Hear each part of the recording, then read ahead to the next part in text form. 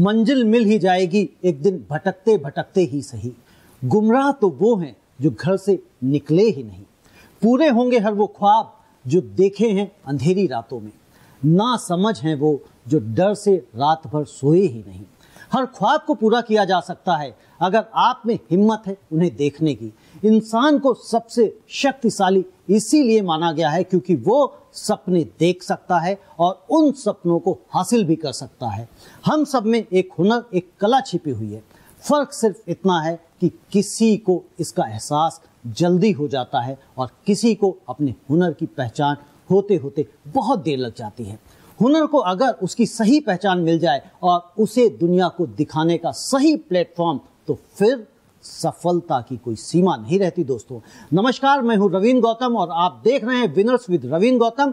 कई साल पहले जब रियलिटी शोज नहीं आए थे, लोगों में हुनर तब भी था, कमी थी तो बस मौकों की। लेकिन आज अपनी कला का प्रदर्शन करने वालों को बड़ा प्लेटफॉर्म भी मिलता है और फेम भी। आज मौकों की कमी नहीं, एक शख्स ऐसा भी है जो चाहता है हर उस बच्चे को मौका मिले जिसमें हुनर है, काबिलियत है, लेकिन सीखने के लिए पैसे नहीं और हुनर दिखाने का प्लेटफॉर्म नहीं। आज हम ऐसे ही विनर से आपको मिलाने जा रहे हैं जिसका सपना है कि भारत के हर बच्चे के हुनर को पहचान मिले और पूरे विश्व को ये पता चले कि जब बात आती है कला की तो भारत सबसे ऊपर है। 1995 में राकेश अग्रवाल ने अपने पिता के निधन के बाद अपने सैनिटरी प्रोडक्ट्स के फैमिली बिजनेस को संभाला और उसे ऊंचाइयों तक ले गए।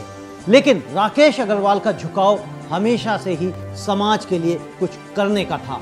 इसी के चलते उन्होंने अपने छोटे छोटे प्रयासों से गरीब और असहाय लोगों की मदद की और फिर शुरुआत की एक ऐसी टैलेंट इंस्टीट्यूशन की जिसमें हर वर्ग के बच्चे के हुनर की पहचान करके उसे ट्रेनिंग मिलेगी और उसे अपना हुनर दुनिया को दिखाने के लिए अच्छे प्लेटफॉर्म मुहैया करवाए जाएंगे।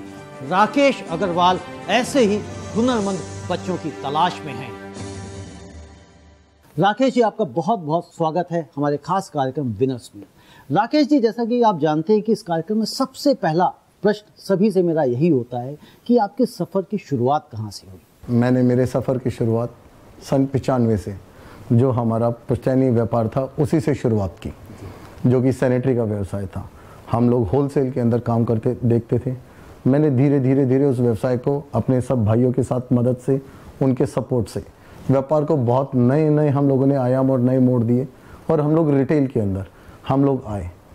क्योंकि हम लोगों का बिल्कुल व्यवसाय बिल्कुल पुराना, बिल्कुल ट्रेडिशनल पाइप का व्यवसाय था। धीरे धीरे करते हम इंटीरियर्स के अंदर, जो कि हमारा पूरा कंप्लीट बाथरूम बनाने का, घर बनाने का, किचन, मॉड्यूलर किचन बनाने का व्यवसाय के अंदर हम लोग आए और उसमें हमने बहुत नए स्टेप्स लिए। लेकिन करते करते होता है कि आपका फोकस काम करते करते अक्सर बदल जाता है। आपको लगता है कि हाँ, यहाँ पे एक जो मेरे को मुकाम हासिल करना था मैंने कर लिया। अब हमारा जो दायित्व, जो हमारा समाज के प्रति हमारी एक जिम्मेवारी है, क्यों ना उसको भी पूरा किया जाए। क्योंकि मैं जैसे बता चुका हूँ, जॉइंट फैमिली के अंदर काम है, हम सब भाई साथ मिलके काम कर रहे हैं। उनका एक बहुत बड़ा मुझे सपोर्ट था। उस सपोर्ट की वजह से ही मैंने समाज के लिए कुछ करने की मन में ठानी। मैंने सबसे पहले इसके लिए मैं बीच में यहाँ पे रोकना चाहूँगा। जब आप समाज की बात कर रहे हैं तो आपको जो व्यवसाय जो आप कर रहे हैं, सैनिटरी का आप काम कर रहे हैं, जिस फील्ड में आप हैं, क्या उसमें आपको सैचुरेशन दिखा या आपको लगा नहीं कि हम इसको और एक स्केलेबिलिटी इसको दे सकते हैं और आगे बढ़ा सकते हैं? आप दिल्ली से लेके आप बाहर इंडिया में, पूरे इंडिया में, पैन इंडिया में कुछ नई प्लानिंग की कि हम इसको पैन इंडिया में अपने बिजनेस को ले जा सकते हैं? देखिए, बात आपकी बिल्कुल ठीक है कि हमारा बिल्कुल फोकस यही रहा कि हम इसको और कितना ज़्यादा व्यवसाय को फैला सकते हैं। जहाँ तक बात रही सैचुरेशन की, सैचुरेशन कभी भी किसी व्यापार में नहीं आता। ये एक साइकिल है, साइकिल घूमती रहती है। कुछ नया पुराना चला जाता है, कुछ नया फिर आ जाता है। लेकिन एक पोजीशन पे आने के बाद जहाँ पे आपको दिखता है कि आप जो चीज़ इस क्षेत्र में करना चाह रहे थे, जो आप एक कुछ नया यहाँ करना चाह रहे थे, उसकी आपको स्कोप बहुत ज़्यादा नज़र नहीं आया कि ये एक बिल्कुल एक धारा पे चलता हुआ बहता हुआ पानी की तरीके से एक व्यापार हो गया। तो समाज के प्रति जो उत्तरदायित्व हमारे मन में आए, उसके लिए हमें लगा कि सबसे पहले हम क्या कर सकते हैं। छुपा हुआ टैलेंट, ये चीज़ें कहीं ना कहीं से आपको प्रेरित करती है। मुझे कहीं बाहर जाने की ज़रूरत नहीं थी, मुझे मेरे घर के अंदर ही वो प्रेरणा मिली। एक बहुत छोटी सी बच्ची जिसकी उम्र मात्र 12 साल थी, हमारे घर के अंदर वो काम करने जो बाई जो आती हैं, उनकी बेटी मैं अक्सर देखता था वो सारे दिन सारे टाइम कुछ ना कुछ नया करने के अंदर पूरा इंटरेस्टेड रहती थी। उनके अंदर मैंने एक प्रतिभा देखी, चलो इस बच्ची को बढ़ावा दिया जाए। करते करते आज उस बच्चे को पीछे 8 साल से मैं और मेरी धर्मपत्नी दोनों ने मिलके उसको इस लायक बना दिया कि आज वो पूरा अपना नाम भी लिख सकती है, पढ़ाई में भी उसका एक इंटरेस्ट जागृत किया, उसको डांस के अंदर भी, उसको और अलग अलग जो उसके क्षेत्र थे उसके लिए प्रेरित किया। करते करते मन में यही चीज़ आई, परमात्मा ने आपको बनाया किसी और चीज़ के लिए था, आप शायद किसी और ट्रैक पे जा रहे हैं। जब एक घर के अंदर आई बच्चे के अंदर हम एक टैलेंट देख सकते हैं, क्यों ना हम चारों तरफ ऐसे टैलेंट खोजें। यानी कि आपने ये प्लान किया, आपने ये सोचा कि जो स्लम्स के बच्चे हैं, झुग्गियों के बच्चे हैं, जो गरीब तबका है, जो बच्चे सिर्फ टीवी पे देखते हैं और शायद उम्मीद करते हैं कि काश मैं भी यहाँ पे होते, आपने उनके लिए एक ब्रिज बनने की कोशिश की, उनको टैलेंट प्रदान करने की कोशिश की, उनके टैलेंट को निखारने की कोशिश की, ताकि वो भी टैलेंट शोज में आ सकें, बड़े बड़े शोज में आ सकें, जो मैं समझ पा रहा हूँ आपकी जी बात से। बिल्कुल। आज हमें बहुत ज़्यादा दूर जाने की ज़रूरत नहीं है। अगर हम हमारे हिंदी सिनेमा में भी देखें, स्लम डॉग मिलेनियर वो क्या था, वो एक बहुत बड़ा उदाहरण था। आज हम बड़े बड़े जितने स्टार्स को हम देखें, कैलाश खेर, मुझे लगता है इस नाम से सारी दुनिया पूरी कैलाश खेर को सभी का पता है और सबको मालूम है वो कहाँ से शुरू हुए। वो रेलवे स्टेशन के ऊपर अपना गाना गा के, और आज देखिए कहाँ पहुँच सकते हैं। इस चीज़ से हमें ये सीख मिलती है, टैलेंट की कोई कमी नहीं है, अगर कमी है तो मौक़ों की, जो कि हमारे हिंदुस्तान के अंदर अभी बहुत बहुत बहुत दूर है इन लोगों के लिए। मैं आपके चैनल के माध्यम से और आपके प्रोग्राम से माध्यम से ये सभी को ये चीज़ मैं मैसेज कन्वे करना चाहता हूँ, जो लोग जिनको ये लगता है कि हाँ हमारे अंदर टैलेंट है, या अड़ोस पड़ोस में या हमारे किसी भी बच्चे के अंदर हमने वो टैलेंट देखा है, कृपया आप हमारी साइट के ऊपर लॉगिन करें। वहाँ पे हम एक फॉर्म, स्पेशली फॉर्म हम लोग उसके अंदर छोड़ेंगे, जिसके अंदर आप अपनी डिटेल्स लिखिए। हम खुद पर्सनली, अभी क्योंकि हम दिल्ली से ही शुरुआत कर रहे हैं, बट हमारी ऊंचाई और उड़ान वो कहाँ तक है वो वक्त ही तो बताएगा। डेफिनेटली देख रहे हैं कि जब आपने एक जो बिजनेस जो आपने शुरुआत की 1995 में, उसको इतना बड़ा आपने किया, तो जाहिर सी बात है हुनर तो आपके अंदर है चीज़ों को बड़ा करने की। लेकिन राकेश जी, सबसे पहले यहाँ पे एक मेरा प्रश्न और उठता है कि सोशल सर्विस या समाज सेवा के कार्य में लोग रिटायरमेंट के बाद जाते हैं, बट आप इतनी यंग एज में, ऐसा क्यों, क्या वजह रही? देखिए, इसके पीछे मैं सबसे बड़ा सपोर्ट मानूंगा अपने परिवार को। सबसे बड़ा सपोर्ट मेरा परिवार है इसमें, उन्हीं की प्रेरणा से और उन्हीं के सिर्फ सपोर्ट से। आप तो अपनी फैमिली में सबसे छोटे हैं। जी बिल्कुल, मैंने जैसे अभी बताया ना मैंने आपको रविंद्र जी की, मैं सबसे छोटा। जॉइंट फैमिली का सबसे बड़ा फायदा ही मैंने ये उठाया। सबसे बड़ा भाई करता तो शायद समझ में आता, बट सबसे छोटे भाई ने शुरुआत किया। शायद कुदरत का ये कोई करिश्मा कह लीजिए, या शायद उनका एक संदेश या आदेश समझ लीजिए। उन्होंने ही मुझे, पूरे परिवार ने ही मुझे बल्कि आगे बढ़ाया।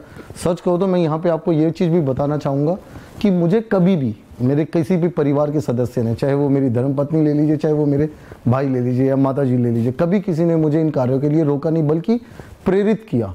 जैसा कि आपने कहा, आपका प्रश्न बिल्कुल उचित है कि उम्र को देखते हुए मेरा मानना यह है, कोई भी अच्छा कार्य करने की कोई उम्र नहीं है, कोई उम्र नहीं है। मुझे परिवार का इतना बड़ा सपोर्ट मिला, उसी की वजह से आज मैं ये सब करने के लिए प्रेरित हुआ और मैं कर पा रहा हूँ। तो ये सिर्फ मैं अपनी तरफ से प्रयास कर रहा हूँ, कहाँ तक सफल होऊंगा, कहाँ पहुँचूंगा, वक्त बताएगा। तो जो ये आपने एक प्रोजेक्ट लिया है, क्योंकि कई सारे प्रोजेक्ट्स आपने मेरे साथ डिस्कस किए, तो उन पर दोबारा आता हूँ, बाद में आता हूँ, बट जो ये कला वाला पार्ट है, यानी कि जो हुनर और स्किल डेवलपमेंट एक तरह से आप कर रहे हैं, तो स्किल डेवलपमेंट सिर्फ और सिर्फ कला तक ही सीमित आपने रखा है, इसको और आगे भी हम किसी बिजनेस के लिए या काम के लिए लोगों को तैयार करने का आपने सोचा है? नहीं, अभी देखिए, ये कहना रविंद्र जी अभी इस स्टेज पे मेरे लिए शायद बहुत जल्दी होगा कहना। अभी सिर्फ और सिर्फ हम लोगों जो एक अपना धैर्य और अपना पूरा अपना पॉइंट जो बना के चल रहे हैं, फोकस, वो सिर्फ ये है कि हम लोगों को जितने भी सरकारी स्कूल हैं, जितने भी गरीब वर्ग है, पिछड़ा वर्ग है, वहाँ से जितना भी हम लोग टैलेंट निकाल सकते हैं, चाहे वो आप IAS ऑफिसर ले लीजिए, चाहे वो आप कोई भी बड़े बड़े ओहदों पे बैठे हुए नामी गिरामी आप लोग ले लीजिए, वो आपको पब्लिक स्कूल या बड़े नाम के स्कूल से ज़्यादा सरकारी स्कूलों से मिलेगा। क्योंकि अभाव में जो चीज़ हो जाएगी वो कभी भी आपको फैसिलिटीज़ के अंदर नहीं होगी।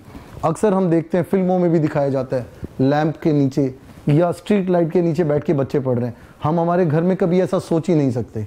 2 मिनट के लिए अगर लाइट चली जाएगी और जनरेटर की फैसिलिटी नहीं है, बच्चों को लगेगा चलो बढ़िया है। नहीं, आप आज ये बिल्कुल सही कह रहे हैं। आज जितने भी बड़े नाम हैं, चाहे वो धीरू भाई अंबानी का हो, चाहे बिल गेट्स का हो, चाहे स्टीव जॉब का हो, और न जाने ऐसे कितने नाम हैं जिन्होंने बिल्कुल जीरो से शुरुआत की या बिल्कुल माइनस में थे, वो आज कहीं पहुंचे हुए हैं। यानी कि अभावों में शायद जो सफलता मिलती है या हुनर निखर के आता है, उसकी बात ही कुछ अलग होती है। बिल्कुल, मैं आपकी बात से पूर्णतः सहमत हूँ। बिल्कुल मैं इसी बात को मानता हूँ, और इसी चीज़ को दिमाग में रखते हुए हमारा लक्ष्य भी यही है यहाँ पे हम दुआएं इकट्ठा करना चाहते हैं।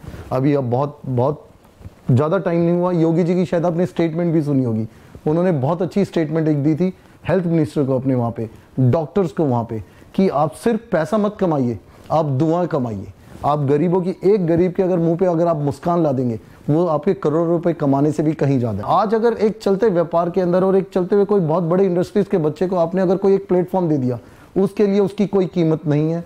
वहीं अगर आपने किसी पिछड़े वर्ग से अगर किसी एक बिल्कुल निम्न स्तर से किसी बच्चे को उठा के आपने किसी लेवल पे पहुंचा दिया, आप सोचिए उसका क्या, कितनी दुआएं आपको काम करेंगी। राकेश जी, यहाँ पे मैं एक क्वेश्चन और लेता हूँ कि जो बिजनेस अभी आप कर रहे हैं उसमें पूरी तरह से जुड़े हैं या पूरी तरह से आप सोशल सर्विस में आ रहे हैं, नंबर 1, और अगर सोशल बिजनेस भी साथ में करते जा रहे हैं तो उसमें कुछ एक्सपेंशन का प्लान कर रहे हैं? जी बिल्कुल, आपने ठीक कहा। देखिए, बिजनेस से मुंह तो मोड़ के जिया जा ही नहीं सकता, क्योंकि हमारी रगों के अंदर वो बिल्कुल चाइल्डहुड से, बचपन से हम देखते जा रहे हैं कि व्यापार किस तरीके से किया जाता है, उसके नए क्या अडॉप्ट किए जा सकते हैं और क्या नए आयाम ला सकते हैं। मैंने उस व्यापार से ना मुंह मोड़ा है और ना कभी मोड़ूंगा, लेकिन हाँ इतना जरूर है उसके साथ, क्योंकि मैं किसी भी एक चीज़ के लिए पीछे हटना नहीं चाहता, बल्कि 10 चीज़ों के लिए आगे दौड़ना चाहता हूँ, भागना चाहता हूँ, जो कि मैं कर भी रहा हूँ। रही बात आपने जैसे मुझे अभी कहा कि उस व्यापार से आप मुंह मोड़ रहे हैं या पीछे हट रहे हैं, नहीं, मैं बिल्कुल बराबर दिन मैं उसके अंदर अपना टाइम भी दूंगा, दे भी रहा हूँ और आगे आगे। हाँ इतना जरूर कह सकता हूँ, ये जिस सपने को लेके मैं चला हूँ, इसमें अगर मैं बहुत दूर तक भी अगर चला गया, मैं जहाँ से मेरी रूट्स है ना उसको कभी छोड़ूंगा और ना कभी छोड़ना चाहता। तो जो मोदी जी का विजन है मेक इन इंडिया, उससे आप किस तरह से सहमत हैं और उसमें कोई आप कंट्रीब्यूशन करना चाहते हैं, कंट्रीब्यूट करना चाहते हैं, कोई योगदान देना चाहते हैं, या कोई आप फर्दर ऐसा कोई एक्सपेंशन का प्लान है जिसमें आप अपनी कोई इंडस्ट्री लगाना चाहते हैं इसी से रिलेटेड जो सैनिटरी का आप कर रहे हैं? हमारे फ्यूचर प्लान में 100% यही है कि हम 100% मोदी जी का जो मेक इन इंडिया का सपना है, उसके लिए हम जहाँ तक जितने आगे तक जा सकते हैं हम उसके लिए करें। हमारे फ्यूचर प्लान 100% यही है। हम 100% अपने शोरूम्स में, अपने डिस्ट्रीब्यूशन चैनल्स में, रिटेल चैनल्स के अंदर कोई भी हम आयात करा हुआ कोई भी प्रोडक्ट हम नहीं उसके अंदर इस्तेमाल करना चाहते, ना हम किसी भी बाहर के प्रोडक्ट्स को प्रमोट करना चाहते।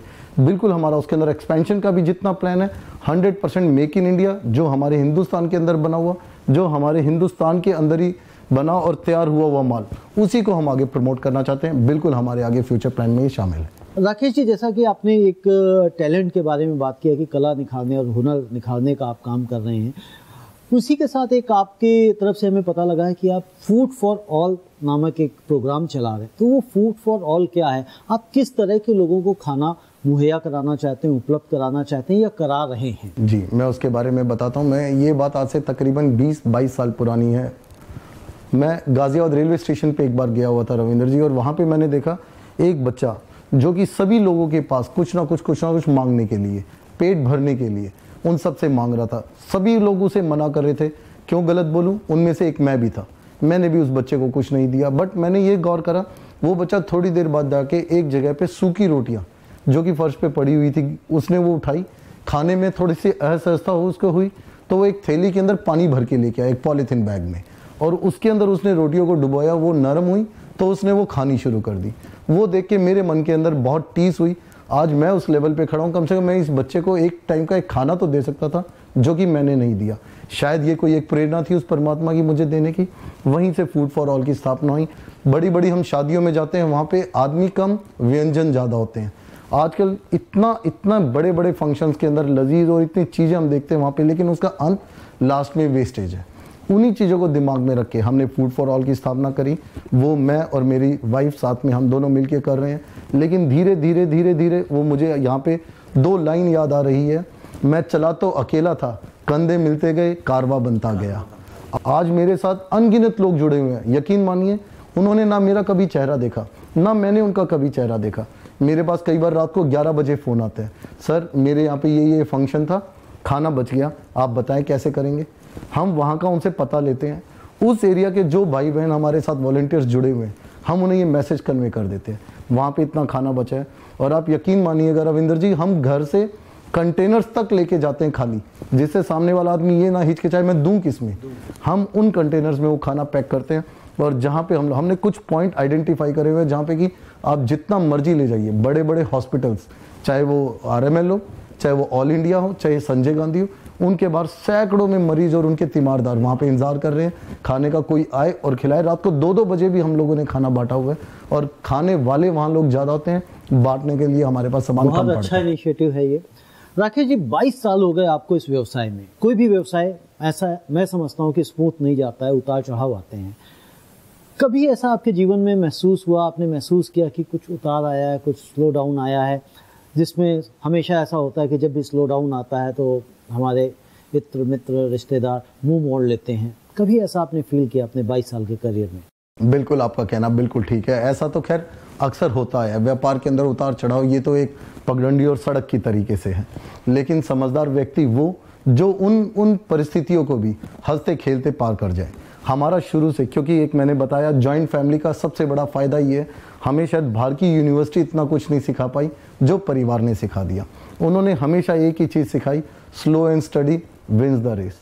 धीरे चलिए, जितना तेज दौड़ोगे उतनी जल्दी गिरने के चांसेस हैं। ऐसे टाइम पे फिल्टराइजेशन हो जाती है, आपको पता चल जाता है कि मेरा हमदर्द कौन और यहाँ पे मेरा कौन, जो मुंह पे मेरे कुछ और पीठ पीछे कुछ। ये उतार चढ़ाव तो बल्कि ज़िंदगी में मैं ये कहूँगा सभी के आते जाते रहते चाहिए, जिससे कि चीज़ों का असली मोल और असली आपका हमदर्द पता चलेगा। असली चेहरे सामने बिल्कुल, असली चेहरे सामने आते रहने चाहिए, नकाब तो हटना ही चाहिए। जब आपको चैलेंजेस आए इस तरह के, तो आपने किस तरह से उन चैलेंजेस को फेस किया और किस तरह से आगे बढ़ने की रणनीति बनाई? और क्या ऐसा मोटिवेशन था जो आपको इंस्पायर कर पाया कि नहीं, मैं आगे बढ़ सकता हूँ, जो ये आया है ये टेम्परेरी फेस है, इसको मैं पार कर सकता हूँ? उसी तरीके से हम लोगों ने फेस को पार किया, जिस तरीके से एक नाव और एक आदमी जिसे समुद्र पार करना और उसको दिखता है कि उसके अंदर बहुत तेज लहर आ गई, लेकिन पार तो जाना ही है, बिना पार जाए तो नैया पार लगेगी नहीं। तो हमने वक्त का इंतज़ार किया कि वो जैसे ही तूफान थमेगा हम पार करेंगे। हम कभी भी उफनते समुद्र के अंदर कभी नाव को उतारा नहीं, अपने आप को रोका, वक्त के सहारे और परमात्मा के ऊपर चीज़ों को छोड़ के हम लोगों ने सिर्फ यही सोचा, जैसे वो चलेगा वैसे हम चलेंगे। अपने कर्म में हमने कभी भी पीछे नहीं हटे, हम आगे बढ़ते गए और आज जहां हम खड़े हैं आपसे कुछ छुपा नहीं हुआ है। बिल्कुल, यानी कि आपने कंसिस्टेंसी बनाए रखी, आप लगातार बढ़ते रहें, कहीं आपको नहीं लगा अच्छा ठीक है कि अब क्या होगा, ऐसी सिचुएशन नहीं आने दी। क्योंकि ये एक बहुत बड़ी बात होती है कि जब हम ऐसी मझधार में खड़े हो जाते हैं, जब लगता है हर तरफ निराशा ही निराशा है, तो अपने हौसले ही होते हैं जो हमको आगे बढ़ाने में मदद करते हैं। सबसे अगर मैं बात कहूँ कि जो गोल्डन पीरियड की हम बात करते हैं, सबसे सुनहरा समय बचपन से लेकर अब तक आपका कौन सा पीरियड रहा है? दौर वो अच्छा जिसमें आपको सेटिस्फैक्शन हो। बचपने में भी अगर आपके पास सेटिस्फैक्शन है तो भी आप खुश हैं, जिस उम्र में आज मैं हूँ। क्योंकि देखिए, मेरा धैर्य सिर्फ पैसा कमाना नहीं है, जैसा कि मैं पहले भी बता चुका हूँ, आत्मिक शांति।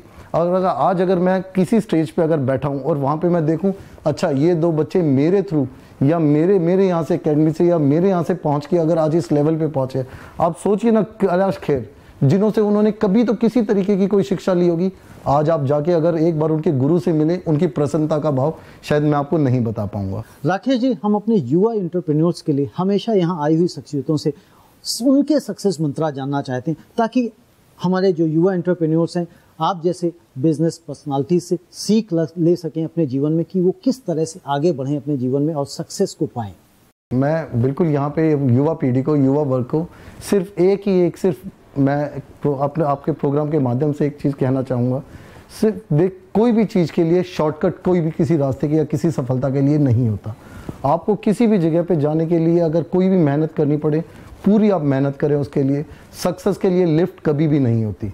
सक्सेस सिर्फ और सिर्फ आपको सीढ़ियाँ चढ़ के ही प्राप्त होती है, एक एक सीढ़ी प्राप्त करके। आप किसी भी काम में हो, चाहे वो हमारे एम्प्लॉय हों, चाहे वो हमारे ऊपर बैठे हुए बड़े बड़े कंपनियों के अंदर ओनर्स हों, कोई भी, हर आदमी सफल होना चाहता है। लेकिन सफल होने के लिए शॉर्टकट के माध्यम के बजाय अपने गोल निर्धारित करके, अपनी डेडिकेशन पूरी उसके अंदर रख के और अपने आप को जितना अपग्रेड रखे आप वहाँ तक पहुँच सकते हैं।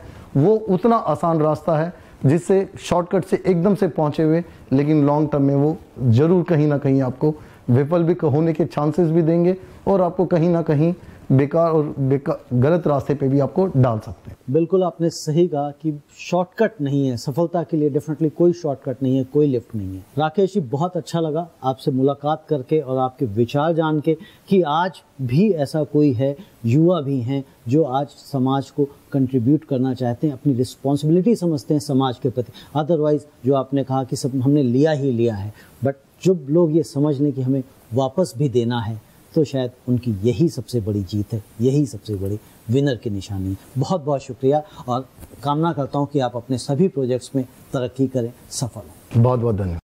दोस्तों, तो ये थे राकेश अग्रवाल जिन्होंने हमें ये सिखाया कि एक असली विनर की पहचान सिर्फ उसकी कामयाबी से नहीं बल्कि उसके समाज को योगदान से भी है। अगर आप अपनी सफलता दूसरों के साथ नहीं बांटते तो वो सफलता किसी काम की नहीं। रामधारी सिंह दिनकर जी की एक जोश से भरी कविता से हर बार की तरह आज भी अपने दर्शकों तक प्रेरणा पहुंचाना चाहूंगा। सच है विपत्ति जब आती है कायर को ही दहलाती है, सूरमा नहीं विचलित होते, क्षण एक नहीं धीरज खोते, विघ्नों को गले लगाते हैं, कांटों में राह बनाते हैं, मानो जब जोर लगाता है पत्थर पानी बन जाता है, गुण बड़े एक से एक प्रखर हैं छिपे मानवों के भीतर, मेहंदी में जैसे लाली हो वर्तिका बीच उजियाली हो, बत्ती जो नहीं जलाता है रोशनी नहीं बह पाता है। अगर आपके पास भी हैं आपकी कामयाबी की कहानी और चाहते हैं कि पूरी दुनिया सुने उसे आपकी जुबानी, तो देर मत कीजिए, अभी फ़ोन उठाइए और SMS कीजिए विनर्स स्पेस अपना नाम और भेज दीजिए 9999312345 पर। हमारी टीम आपसे जरूर संपर्क करेगी। अगले सप्ताह फिर मिलेंगे एक विनर से और जानेंगे सफलता के मंत्र। नमस्ते।